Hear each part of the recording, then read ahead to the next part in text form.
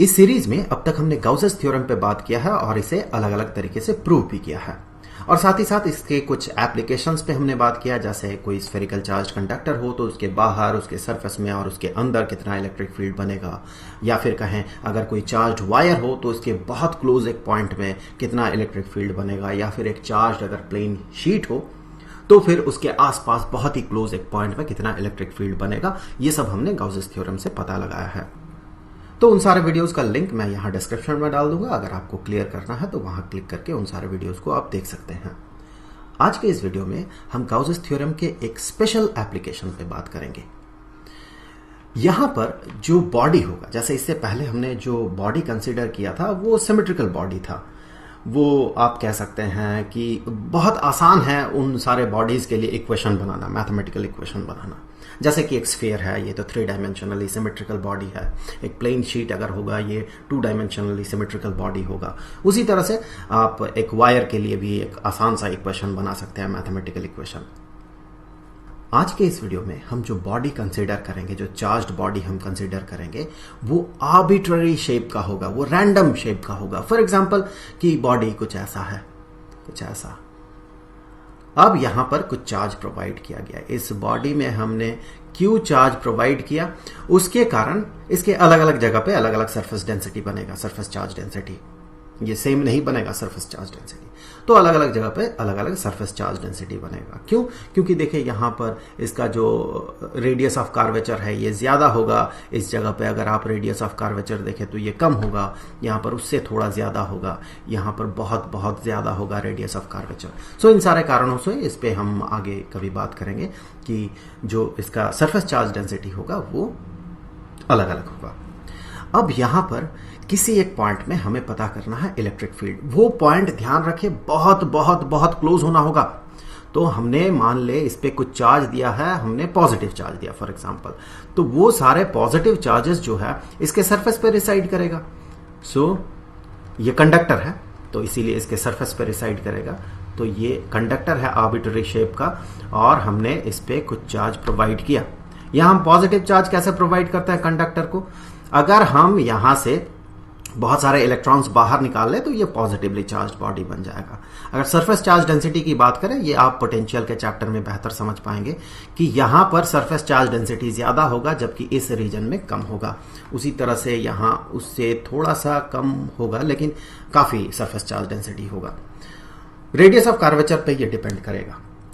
अब यहां से आगे हमें एक पॉइंट को बहुत क्लोज होना है। पॉइंट में हम पता करेंगे इलेक्ट्रिक फील्ड। फॉर एग्जांपल वो पॉइंट कुछ यहां पर है, बहुत बहुत क्लोज, इसके सरफेस के बहुत बहुत क्लोज।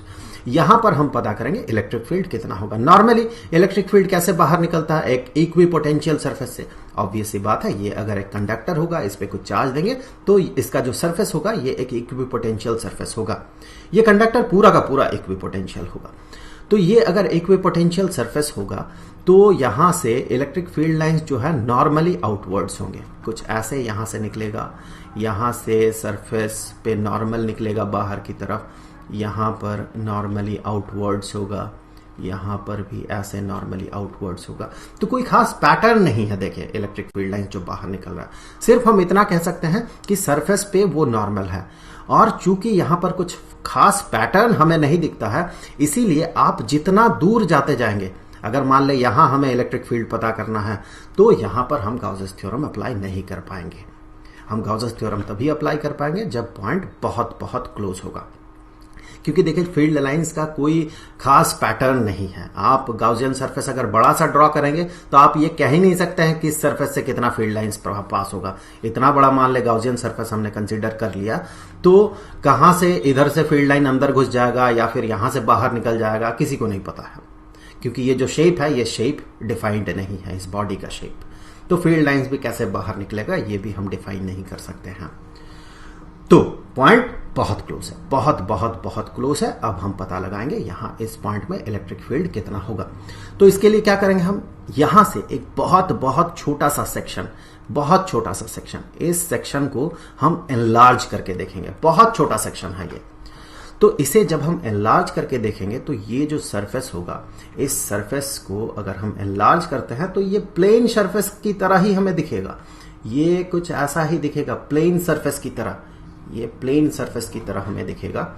तो इसे अगर हम मान लें कि थोड़ा ऊपर से देखें तो बेहतर समझ में आएगा।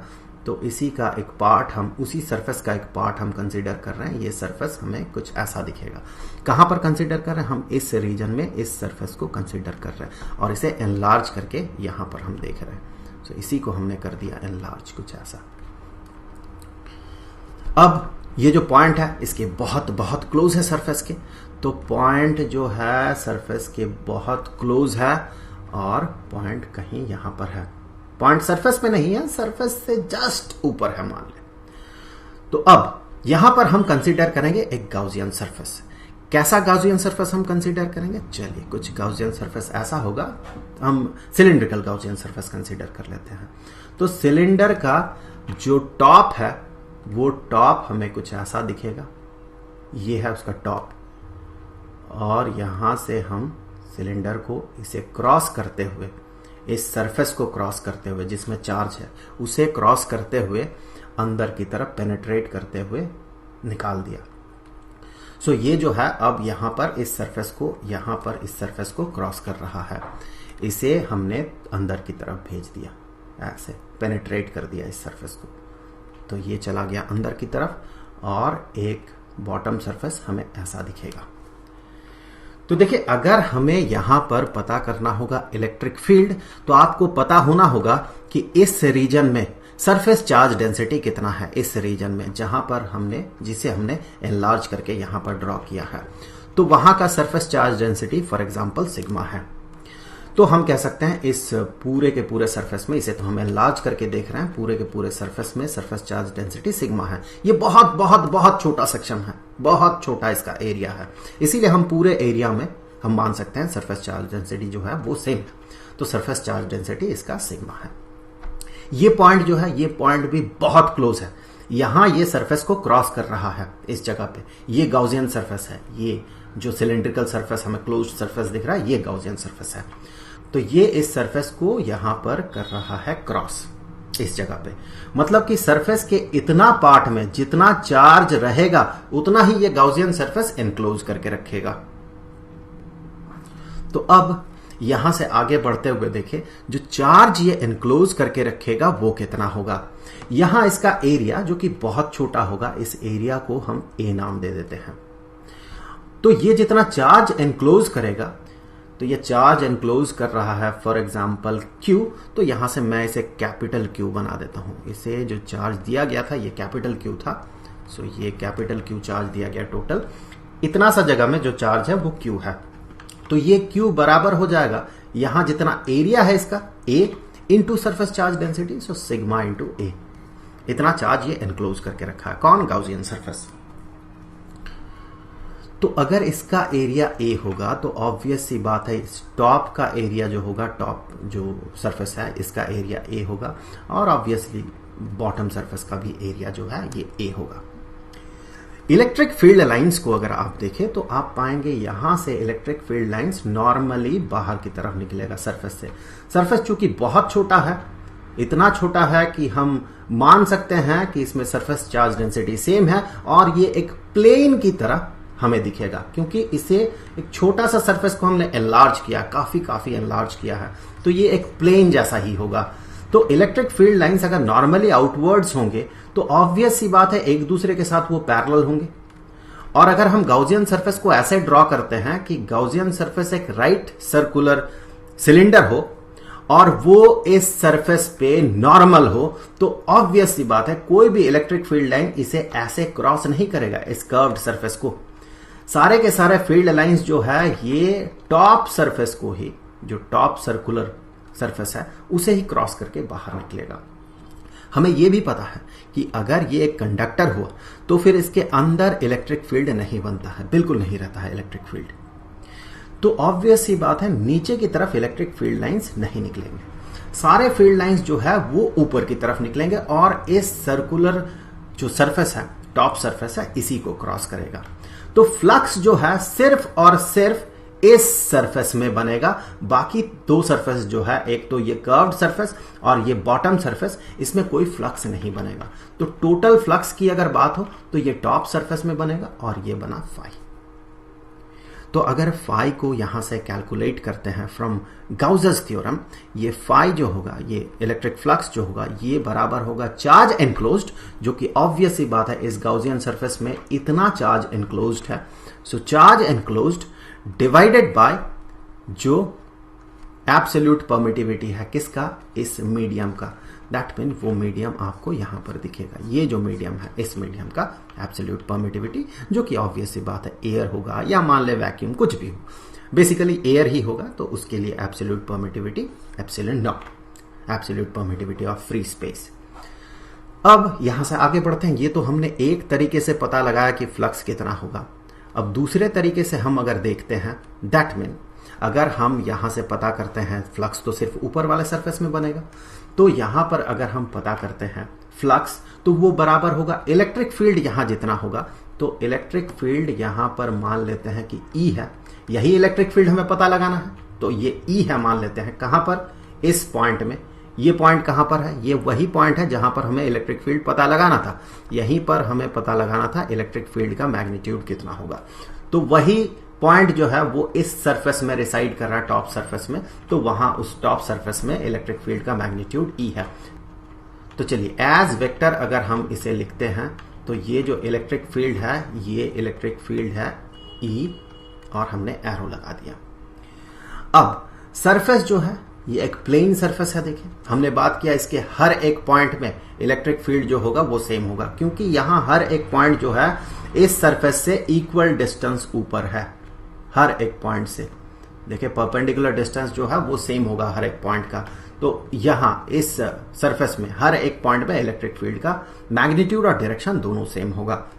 अब सरफेस अगर ए होगा, इसे अगर हम वेक्टर की तरह ट्रीट करते हैं, सरफेस तो एक वेक्टर क्वांटिटी है, तो उसका डायरेक्शन आप पाएंगे नॉर्मली आउटवर्ड्स होगा। और यहां पर ये हो गया वेक्टर ए का डायरेक्शन। के वेक्टर ए का डायरेक्शन और वेक्टर ई का डायरेक्शन ये दोनों सेम है।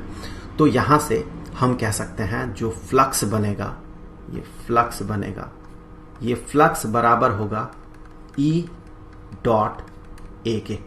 ये फॉर्मूला हम तभी अप्लाई कर सकते हैं जब ये जो इलेक्ट्रिक फील्ड है ये पूरे के पूरे एरिया में कांस्टेंट हो। यहां तो वैसा ही है, डायरेक्शन इलेक्ट्रिक फील्ड का सेम है। इस पॉइंट में अगर देखें तो भी इलेक्ट्रिक फील्ड का मैग्नीट्यूड जितना होगा, यहां पर देखें तो भी इलेक्ट्रिक फील्ड का मैग्नीट्यूड उतना ही होगा, यहां पर देखें तो भी उतना ही होगा इलेक्ट्रिक फील्ड का मैग्नीट्यूड। क्योंकि जैसे कि हमने बात किया है हर एक पॉइंट जो है इस सरफेस से जहां पर चार्ज है वहां से इक्वल डिस्टेंस दूर है।